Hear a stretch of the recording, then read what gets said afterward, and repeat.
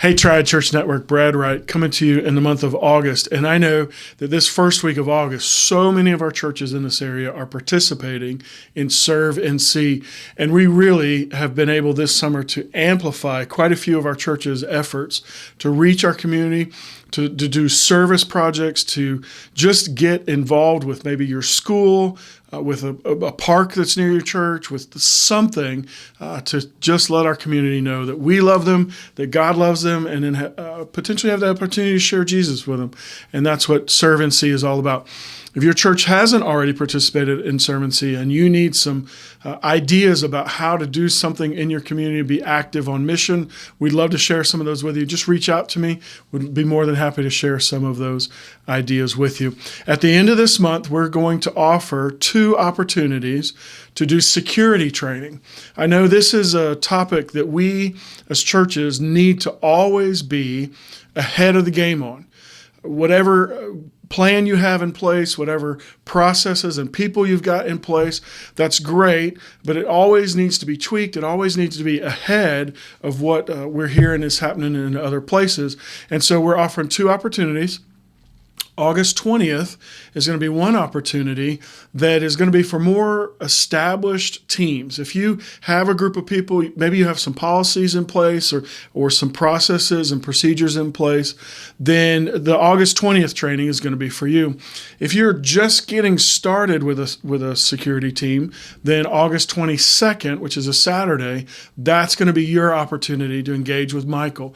If you want to see my interview with Michael, we're going to put a link to that below so that you can watch that and get some idea of his background, his expertise, what he brings to the table. I'm very excited about that opportunity. And I'm excited about one of the things that he talked about in the video, and that is this. There's protecting the people, having those things that are in place on Sunday morning and maybe even during the week, cameras and systems, things like that.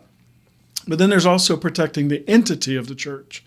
And so that's your procedures, your policies, the things that are actually written down that keep you as an entity from being sued.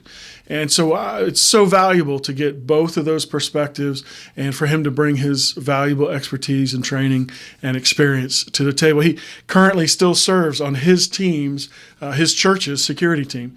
And so it's a guy that's in the trenches doing these things, and we want to bring that to our churches at the end of August. You'll see the sign-up link in the comment section. And then I wanted to remind you as well, just like a lot of our churches are doing their nominating reports and putting in officers and changing out committees and all that sort of thing, Triad Church Network is doing the exact same thing. So let me remind you of this as our churches. We work for you. This association exists to help our member churches make disciples. And so we work for you. And so our leadership team, our finance team, and our personnel team, all of those folks come from our churches. And so maybe you've got somebody in your church that you would say, hey, they would make a great person to help fill a financial team slot or a personnel team slot. And so we want to put great people in those positions. And ultimately, we want to run Triad Church Network in such a way that you, our churches, can call us and say, hey, you're doing this really well. How can we help implement that in our church? So we need some of your best people. I know sometimes they're hard to share because you need them where they're serving with you.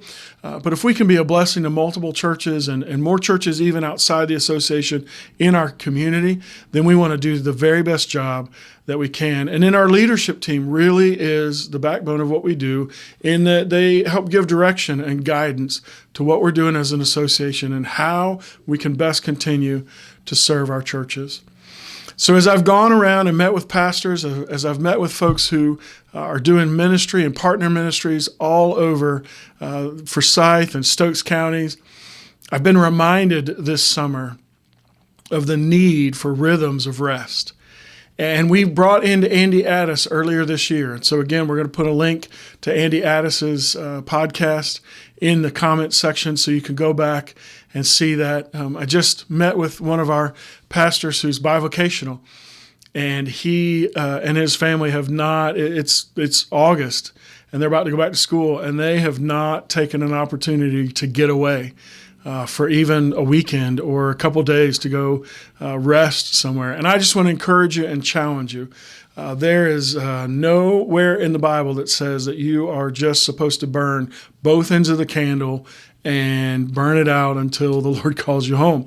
Do everything that the Lord's called you to do, absolutely, but there is a balance there. Even Jesus went away, went by himself, went with a small group of people, went to rest and refresh.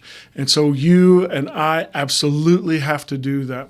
And if that means you've got to miss a Sunday and you need some help filling the pulpit, please let me know. We have, obviously, I'd love to come and preach to your folks, but at the same time, we've got some other guys that are very equipped, very capable, and would do a great job of filling the pulpit in some of our churches. And then beyond that, we've trained quite a few of our search teams this year. And so some of our churches have been looking for new pastors. And I want to remind you as a congregation, I want to remind you as pastors, that one of the jobs that we have in our congregations is to raise up the next generation of Christians, absolutely, but also of missionaries and pastors.